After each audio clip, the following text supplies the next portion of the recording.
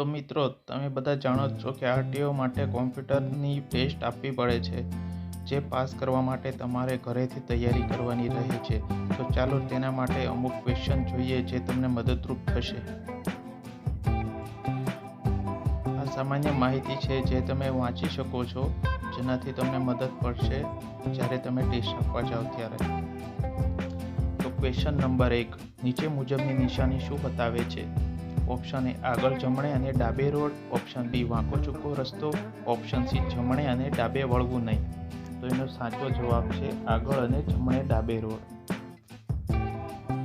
પ્રશ્ન નંબર 2, વધુમાં વધુ 50 કિમી પ્રતિ કલાકની ઝડપથી મોટરસાયકલ ચલાવી શકાય? હા કે ના, અથવા ક્યારે? ઓપ્શન એ રાત્રિ દરમિયાન, ઓપ્શન બી દિવસ દરમિયાન, ઓપ્શન સી કોઈ પણ સમયે તમે ચલાવી શકો. પ્રશ્ન નંબર 3, સફેદ રંગની રસ્તા ઉપર તૂટક લાઈન ચિતરેલો હોય ત્યારે તમે શું કરશો? ઓપ્શન એ તમે ટ્રેક બદલશો નહીં, ઓપ્શન બી જરૂર પડે તો ટ્રેક બદલશો, ઓપ્શન સી વાહન થોભાવી દેશો. એનો સાચો જવાબ જરૂર પડે ને તો તમે ટ્રેક બદલશો, ઓપ્શન બી. પ્રશ્ન નંબર 4, નીચે મુજબની નિશાની શું બતાવે છે? ઓપ્શન એ વાહન થોભો, option B no parking, option C આગળ હોસ્પિટલ છે. તેનો સાચો જવાબ ઓપ્શન બી નો પાર્કિંગ. પ્રશ્ન નંબર 5, તમે મોટરસાયકલનું લર્નર લાયસન્સ ધરાવતા હોય તો શું કરશો? ઓપ્શન એ તમે જ્યારે ટ્રાફિક ઓછો હોય ત્યારે વાહન ચલાવશો, ઓપ્શન બી તમે વાહન ઉપર કોઈ પણ વ્યક્તિને પાછળ બેસાડશો, ઓપ્શન સી મોટરસાયકલનું ડ્રાઇવિંગ લાયસન્સ ધરાવનાર ઇન્સ્ટ્રક્ટર તમારી જોડે હોય ત્યારે જ તમે ચલાવશો.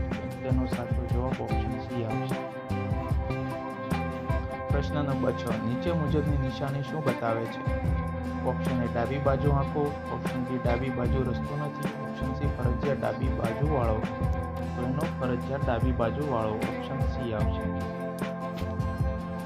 પ્રશ્ન નંબર 7, ખાનગી વાહનમાં કેટલી વ્યક્તિને બેસાડી શકાય તે કયા દસ્તાવેજમાં હોય? તમે ખાનગી વાહનમાં કેટલા વ્યક્તિને બેસાડી શકો તેના માટે ઓપ્શન એ રજિસ્ટ્રેશન સર્ટિફિકેટમાં દર્શાવ્યા મુજબની સંખ્યા વ્યક્તિની હોય, ઓપ્શન બી ટેક્સ ટોકનમાં હોય એટલી, ઓપ્શન સી પરમિટમાં આપ્યું હોય એટલી. તો તેનો સાચો જવાબ ઓપ્શન એ આવશે. રજિસ્ટ્રેશન એટલે કે આરસી બુકમાં જેટલા વ્યક્તિની સંખ્યા બતાવી હોય એટલા તમે બેસાડી શકો. પ્રશ્ન નંબર 8, નીચે મુજબની નિશાની શું બતાવે છે? ઓપ્શન એ રસ્તો આપો, ઓપ્શન બી હોસ્પિટલ છે, ઓપ્શન સી પ્રાથમિક ચિકિત્સા કેન્દ્ર. તો એનો સાચો જવાબ ઓપ્શન બી આવશે, હોસ્પિટલ છે. પ્રશ્ન નંબર 9, કયા પ્રકારના હોર્ન માન્ય છે? Option A air horn, option B multi tone horn, option C electric horn. એનો સાચો જવાબ ઓપ્શન સી ઇલેક્ટ્રિક હોર્ન.